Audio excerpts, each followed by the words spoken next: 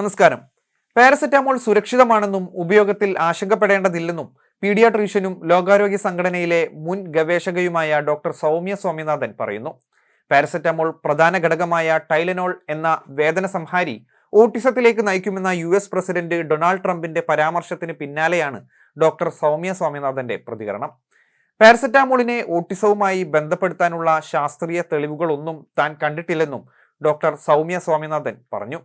മാത്രവുമല്ല, പാരസെറ്റാമോൾ സുരക്ഷിതമാണെന്നും വിദഗ്ധ നിർദ്ദേശത്തോടെ കഴിക്കാനാവുന്നതുമാണെന്നും അവർ പറഞ്ഞു. ആരോഗ്യ സംബന്ധമായ സേവനങ്ങൾക്കായി ഗൂഗിളിനെ ആശ്രയിക്കുന്നതിനെയും ഡോക്ടർ സൗമ്യ സ്വാമിനാഥൻ വിമർശിച്ചു.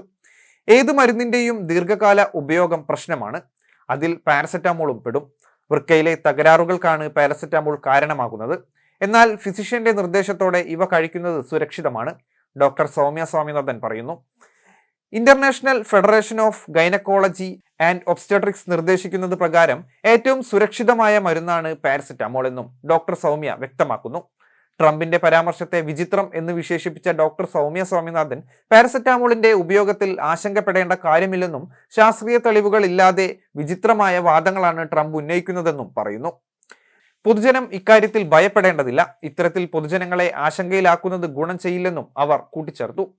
വേദന സംഹാരിയായും പനി ഭേദപ്പെടുത്താനും ഓവർ ദി കൗണ്ടറായി ലഭിക്കുന്ന അസിറ്റാമിനോഫിൻ എന്ന മരുന്നിന്റെ ബ്രാൻഡ് നെയിമാണ് ടൈലനോൾ. തിങ്കളാഴ്ചയാണ് ഗർഭിണിയായ യുവതികൾ ടൈലനോൾ കഴിക്കരുതെന്നും അവ ഓട്ടിസവുമായി ബന്ധപ്പെട്ട് കിടക്കുന്നുവെന്നും ട്രംപ് പറഞ്ഞത്. അത്യാവശ്യ സന്ദർഭങ്ങളില്ലാതെ ഗർഭിണികൾ ടൈലനോൾ കഴിക്കരുതെന്ന് ഫുഡ് ആൻഡ് ഡ്രഗ് അഡ്മിനിസ്ട്രേഷൻ ശുപാർശ ചെയ്യുമെന്നും ശാസ്ത്രീയ തെളിവുകളില്ലാതെ ട്രംപ് പറഞ്ഞു.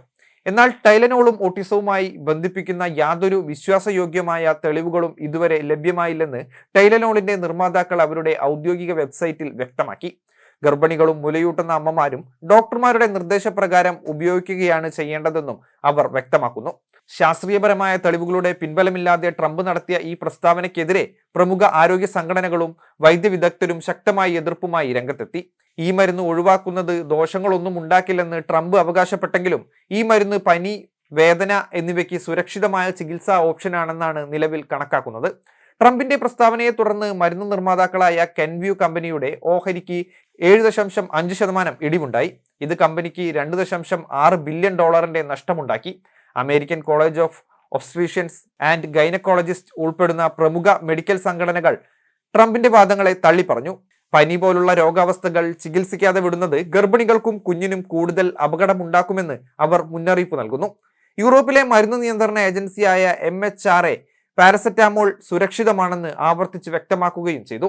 നിലവിൽ ഗർഭകാലത്ത് ടൈലനോൾ ഉപയോഗിച്ചതിന് ഓട്ടിസം ബാധിച്ച കുട്ടികളുടെ മാതാപിതാക്കൾ മരുന്ന് കമ്പനിക്കെതിരെ കേസുകൾ ഫയൽ ചെയ്തിട്ടുണ്ട്. ഈ വിഷയത്തിൽ നടന്ന പഠനങ്ങളിൽ കൃത്യമായ ഒരു നിഗമനത്തിലെത്താൻ ഇതുവരെ കഴിഞ്ഞിട്ടില്ല.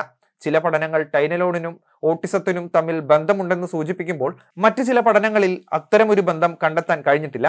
ഈ വാദങ്ങൾ മാതാപിതാക്കളിലും പൊതുജനങ്ങളിലും അനാവശ്യ ഭയം സൃഷ്ടിക്കാൻ സാധ്യതയുണ്ടെന്ന് വിദഗ്ധർ ചൂണ്ടിക്കാട്ടുന്നു.